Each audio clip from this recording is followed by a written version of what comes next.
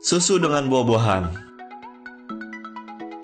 Kita tentu sering memakan sup buah yang di dalamnya itu terdapat berbagai macam buah-buahan seperti stroberi, apel, buah naga, kelapa, melon, dan lain-lain. Buah-buahan ini seharusnya nggak dikonsumsi secara bersamaan dengan susu. Kenapa?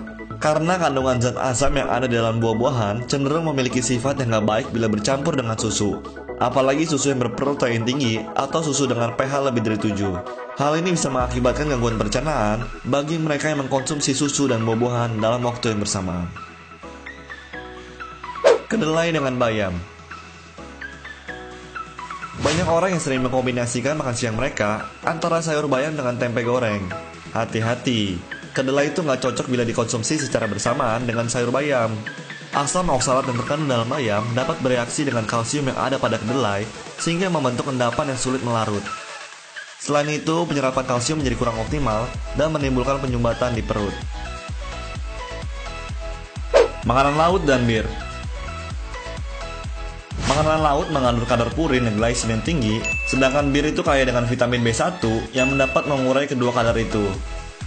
Ketika menikmati makanan laut dengan minum bir, hal ini akan mudah menyebabkan kadar asam urat dalam darah melonjak, sehingga menyebabkan terjadinya gout, yaitu seperti encok, bahkan timbul penyakit ginjal, radang persendian, dan penyakit-penyakit yang lain. Susu kedelai dengan telur.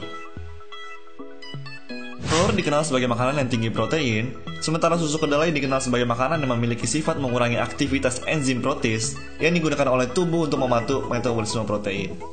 Intinya, ketika dua jenis makanan ini dikonsumsi secara bersamaan, bukan nggak mungkin tubuh justru menjadi lemas dan gizi tidak terpenuhi akibat kekurangan protein.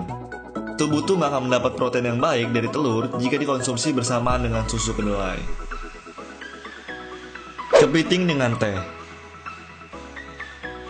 Di restoran, warung, dan tempat makan lainnya, beberapa orang mungkin terbiasa dengan minum teh setelah makan kepiting dan mengira itu baik untuk pencernaan.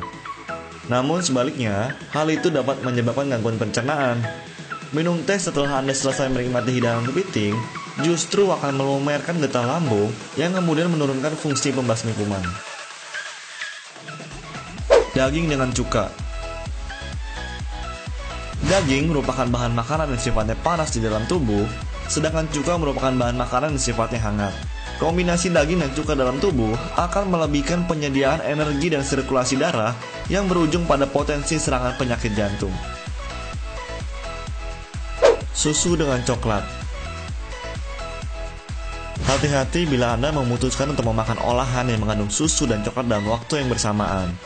Faktanya, susu itu kaya akan protein dan kalsium, sementara coklat itu banyak mengandung asam oksalat. Kalsium dari susu dan asam oksalat dari coklat dapat membentuk kalsium oksalat yang tidak mudah larut dalam tubuh. Kombinasi susu dan coklat ini juga berpotensi menyebabkan diare bila dikonsumsi secara bersamaan. Udang dengan vitamin C. Resiko serius akan dialami oleh seseorang yang memakan udang bersamaan dengan makanan atau minuman yang mengandung vitamin C. Contohnya kayak es jeruk. Pada dasarnya, udang tuh mengandung arsenik pentaside dan jika bertemu dengan suplemen yang mengandung vitamin C, akan terjadi reaksi kimia di dalam perut yang mengubah arsenik pentaside menjadi arsenik trioside yang sangat beracun.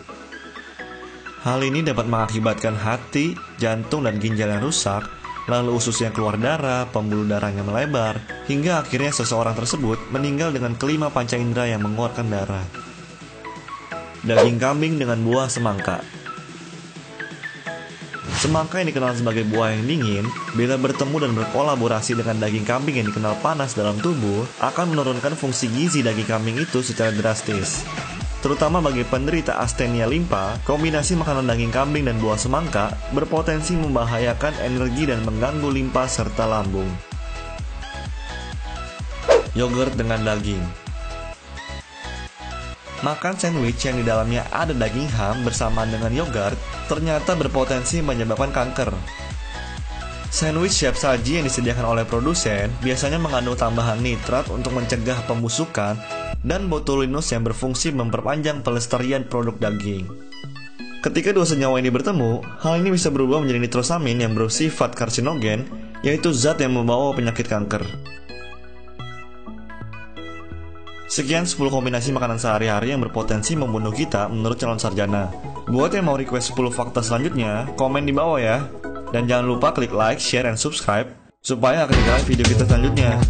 Oke?